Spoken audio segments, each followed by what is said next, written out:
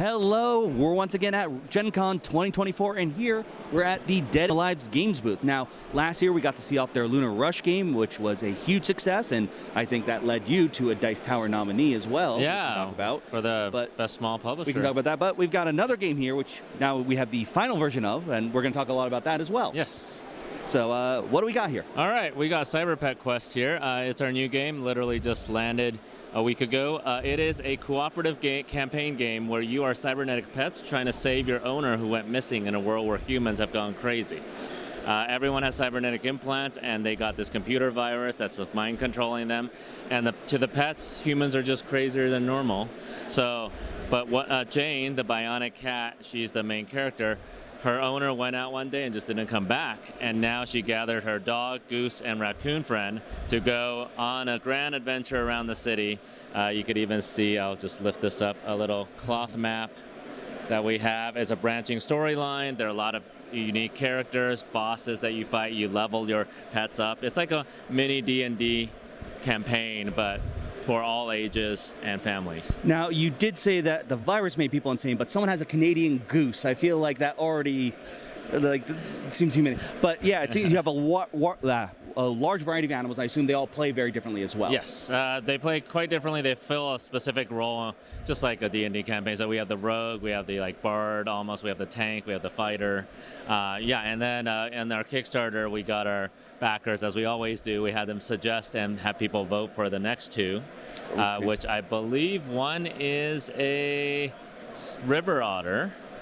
And then the other is not a porcupine, but what's the other prickly? Hedgehog? Hedgehog, thank you. All right. Yeah, so those are coming. Awesome. And what we're seeing now, I'm just curious, because I remember this Lunar Rush, there was like the deluxe-ified version. Is this the normal? Is this the deluxe? This is the deluxe-ified version. You might not be able to see it, but you can see the screen printed meeples on there, as well as all the boards are recessed. Mm-hmm. But then we have some other bling stuff, like the metallic version of the aggro token and their pet tags, and miniatures, for example. Gotcha. But generally, yeah, the big difference is the cloth map, the recessed boards, the screen printed tokens, and the screen printed meeples. And this would be, I know this is a deluxe edition, but the box would be similar in size? Exactly the same in size. So even though it is the D&D Quest and stuff, this is a very nice, easier to travel size everything box. Fits into one box, and let's see if I could do this with one hand. The lid comes off and is the board. Okay, I do really like that. That's always, I mean, I love the recess as well, but anything that uses more of the box, so it's easier to store and make you not feel bad that it's taking up half your shelf for no reason. Yeah, and it's easy to pack, so you can pretty much take it anywhere and play anytime. And as you can see, it fits in a small coffee table, the whole game. Yeah, really nice. And how's it been doing so far? So far, so good. Yeah, a lot of interest in this game. It's just really cute. It's very family friendly, so that's a good target audience, as well as casual players who never played a campaign game before. I mean, definitely, I think casual's been going on the rise as of recently, and giving you a campaign one that's in a smaller box, I think is going to be less intimidating to players too. So, and also, of course, at least in my group, I know raccoons have been really increasing in popularity. Yeah.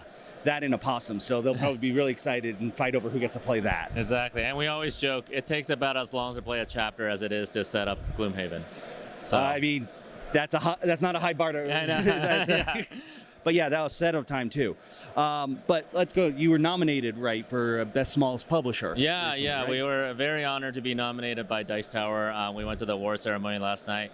Distilled won in the end. That's an amazing game by our good friend Dave Beck. But super cool to just be there, be nominated with so many good games, and yeah, it was awesome. Well, now I feel bad because I just reviewed that right before I left, so maybe I accidentally tilted it, so I apologize in advance. But yeah, definitely, if you're at Gen Con, or pick this up. If not, I'm sure you're selling it online. You can pick up this as well as Lunar Rush. You won't be able to buy this online or in retail stores until probably the fall. Okay, so these are advanced copies, but at Gen Con you could definitely get it. Lunar Rush, you could get it on Amazon or on our direct store, or at some of the local stores all have it. Awesome. Any other games or hints you may want to drop for reviewers? Yeah, I could show you something. Give me a sec. Yeah, I'll hold that.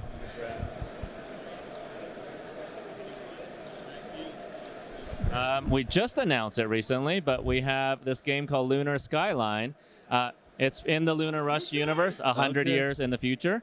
It's a trick-taking game with dual icon suits. All right. As well as bidding and trying to fulfill a contract bid to get bonus cards. So that hopefully is coming soon on Kickstarter. Check it out. All right, definitely. So keep an eye out for that, as well as their 2 games. Like I said, nominated for a very good reason for a small publisher. So definitely check out Dead and Alive Games. Thank you so much for joining me. Thank you so much. Yeah. And I'm Will, and this has been Gen Con 2024.